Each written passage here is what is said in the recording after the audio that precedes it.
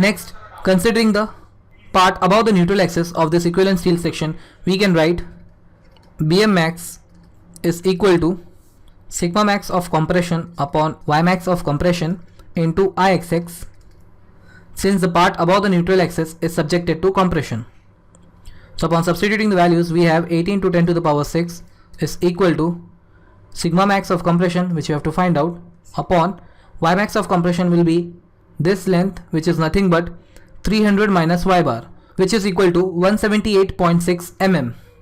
So we have 178.6 into Ixx is 100.29 into 10 to the power 6.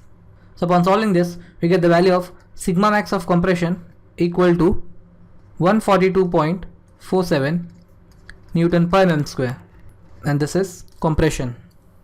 Now we draw the bending stress variation diagram for this equivalent steel section. We know sigma max of compression is equal to 142.47 Newton per mm square.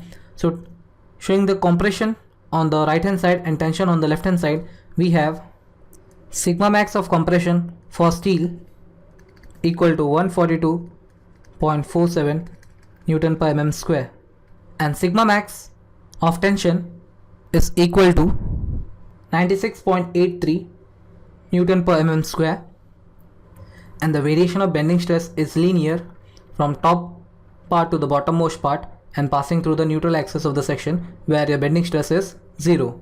Now we see that the bending stress in this much part which we have obtained is of the steel equivalent of aluminium, which is not real.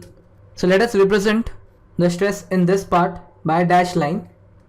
Now we need to find out the bending stress in the actual aluminium at the topmost part. So we know at y equal to 178.6 mm, which is nothing but the topmost layer from the neutral axis, your sigma max of steel, which is nothing but that of equivalent steel, is equal to m times your sigma max of aluminium. So we have sigma max of steel, which is 142.47, is equal to m is 210 upon 70 into sigma max of aluminium.